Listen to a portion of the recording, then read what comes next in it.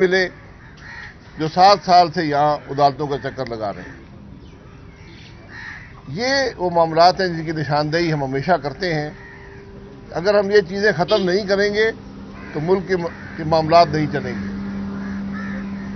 آج میں پھر وزیر اعظم صاحب سے گزارش کروں گا کہ اس نیب کے ادارے کو ختم کریں، ورنہ پاکستان کی حکومت نہیں چلے گی۔ آج جو معاشی بدحالی ہے، جو انتظامی بدحالی ہے، جو سیاسی بدحالی ہے، اس کی بنیادی وجہ یہ نیب کا ادارہ ہے، جو صرف اس لیے بنایا گیا تھا کہ ملک میں سیاست پر اس وقت کے حکمران جو غیر آئینی حکمران تھے وہ اس ملک کی سیاست پر قبضہ کر سکیں۔ اور آج یہ بدقسمتی ہے کہ 3 جمہوری حکومتیں گزرنے کے باوجود بھی یہ ادارہ قائم ہے اور ملک کے معاملات پر اثر انداز ہوتا ہے۔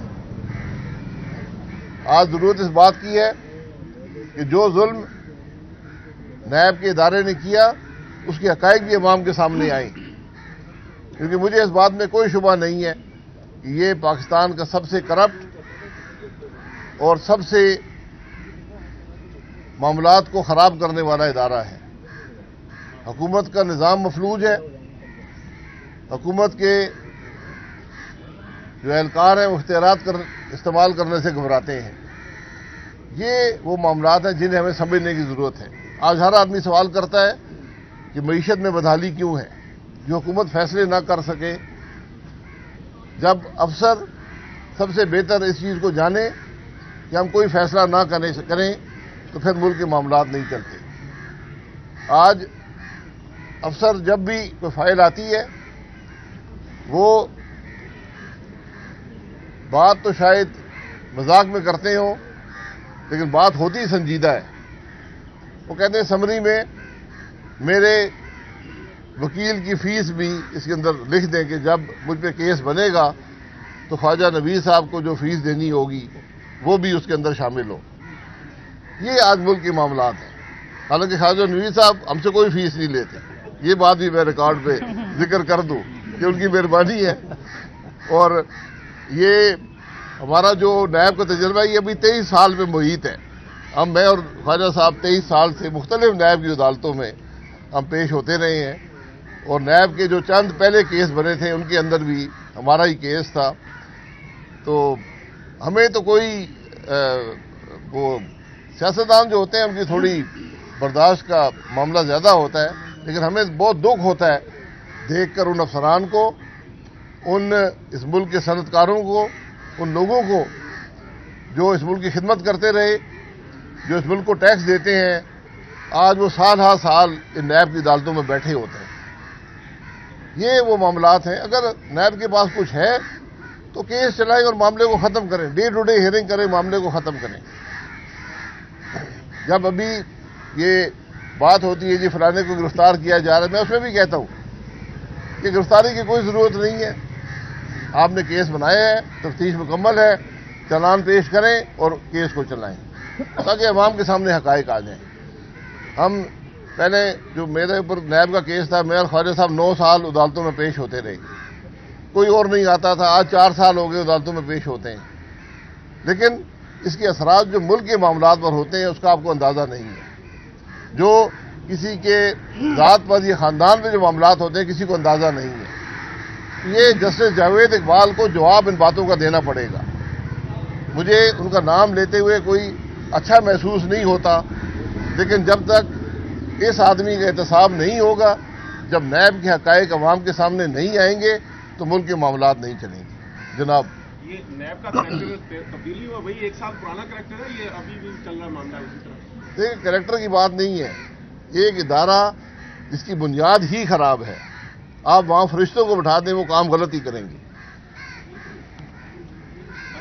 خواجہ صاحب بھی اتفاق کرتے ہیں اس بات سے۔ بالکل صحیح۔ عبادی صاحب کو لوگ سننا چاہتے ہیں آپ سے، وہ یہ ہے کہ نون لیگ کا حصہ آپ ہیں یا نہیں ہیں؟ مریم نواز صاحبہ صاحب کی ملاقات ہوئی، معاملات آپ کے طے ہو گئے، کیا ایک ون لائنر بتا دیں، آپ مریم نواز کی قیادت میں کام کرنے کے لیے تیار ہیں نون لیگ میں؟ آپ کے سوالات پچھلی دفعہ آپ نے کیے تھے۔ میں 35 سال سے نون لیگ کے ساتھ ہوں، یہ میری جماعت ہے، اور یہاں سے میں گھر ہی جاؤں گا. میں نے کبھی سیاست میں نہ کسی عامر کو قبول کیا ہے نہ کسی اور کا قبول کیا ہے. میرے لیڈر نواز شریف صاحب ہیں. میرے کوئی معاملات مسلم لیگ نون کے ساتھ نہیں ہیں, میری کوئی تحفظات نہیں ہے, کوئی ناراضگی نہیں ہے. میں نے زندگی میں کبھی پارٹی کا عہدہ نہیں رکھا تھا. 31 سال تک بغیر عہدے کے تھا. مجھے 2019 میں اپوزیشن میں یہ ذمہ داری پارٹی نے سونپی, میں نے نبھائی ہے. لیکن جب پارٹی میں ایک جنریشنل چینج آتی ہے تو پھر یہ سب سے بہتر فیصلہ یہی ہوتا ہے کہ جو بھی نئی لیڈرشپ آئے اس کو موقع دیا جائے کہ وہ کام کر سکے. تو میرا بھی یہی فیصلہ ہے. میں جماعت کے ساتھ ہوں. جو مشاورت, جو مدد, جو ذمہ داری وہ جماعت سونپے گی اس کے لیے تیار ہوں. میرے لیڈر نواز شریف صاحب ہیں. اچھا شاہد صاحب, آپ جب میڈیا سے بات کرتے ہیں آپ احساس دلاتے ہیں ملکی حالات کا, کیا ان کو احساس نہیں ہوتا جنہوں نے آپ کو موقع دیا کہ اگر آپ حکومت بنا سکتے ہیں تو بنا لیں, آپ نے حکومت بنا لی, وہ آپ کے ساتھ کوآپریٹ نہیں کرتے؟ کیونکہ اسمگلنگ ویسے کی ویسے ڈالر باہر روز کی بنیاد پہ کروڑوں ڈالر باہر جا رہے ہیں, گندم اسمگل ہو رہی ہے, چینی اسمگل ہو رہی ہے, آٹا اسمگل, ہر چیز اسمگل ہو جا رہی ہے, وہ کیوں نہیں روکتے؟ دیکھیے, یہ کسی نے موقع دینے والی بات نہیں ہوتی. عدم اعتماد ہوا, اس کے بعد 2 رائے تھی جماعت کے اندر کہ حکومت بنائیں یا نہ بنائیں. یہ رائے حاوی ہوئی کہ حکومت بنے, حکومت بن گئی ہے. موقع یہاں کوئی نہیں ملتا. یہ عوام کا فیصلہ ہوتا ہے. عوام کے ہم نمائندے ہیں. جو ملک میں ہو رہا ہے, جو خرابیاں ہیں جن کا آپ نے چند کا ذکر آپ نے کیا ہے, یہ خرابیاں موجود ہیں. یہ آج کی نہیں ہے, اس حکومت کی وقت کی نہیں ہے, سال سے چلی آتی ہیں. لیکن میں نے ہمیشہ یہ کہا ہے کہ اب بات انتہا کو پہنچ گئی ہے. اگر ہم اپنے معاملات کی درستگی نہیں کریں گے تو پھر ملک کے حالات کبھی بہتر نہیں ہو سکتے. جہاں پر آج جس نہج پر ملک کے حالات پہنچے ہیں اس کے اندر سب ذمہ دار ہیں. سیاستدان بھی ہیں, جج بھی ہیں, جرنیل بھی ہیں, ہم سب ذمہ دار ہیں. اب درستگی بھی سب مل کر کرنی پڑے گی. یہ ممکن نہیں ہے کہ ملک کے معاملات آئین کے دائرے سے باہر چل رہے ہوں.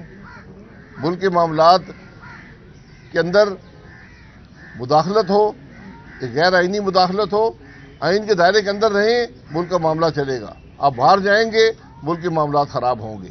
اور سب سے اس کی بڑی نشانی ملک کی معیشت ہوتی ہے.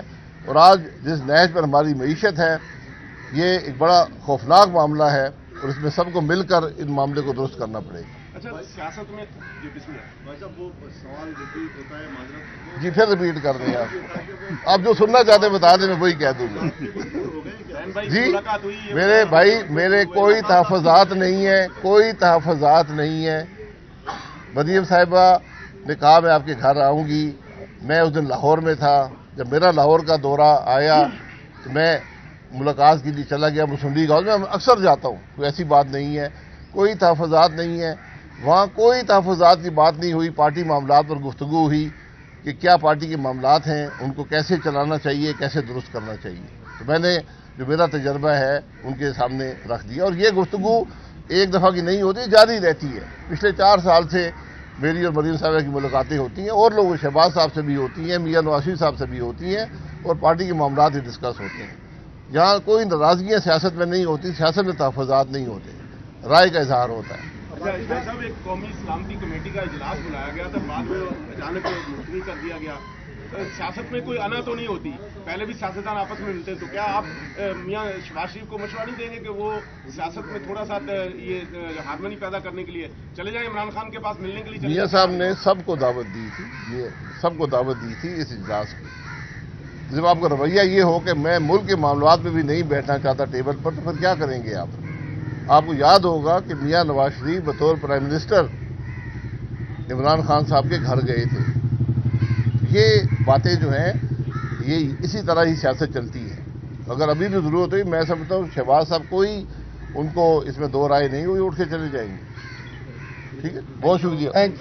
عباسی صاحب ایک سوال کا جواب دیتے ہیں کہ عمران خان کو بار بار عدالت طلب کرتی ہے, ان کے پاس ایسی کون سی فکر تھی کہ سر وہ آنے کو تیار نہیں ہے؟ ایسی کوئی فکر تھی کہ آپ کی سنیں سر؟ وہ میں یہ کہہ رہا ہوں نا, انصاف کے جب دورے معیار ہوں گے تو یہی ملک کے معاملات ہوں گے. انصاف کے دورے معیار ہیں. عمران خان صاحب کو عدالت طلب کیے, پیش ہوں, گھبراتے کیوں ہیں؟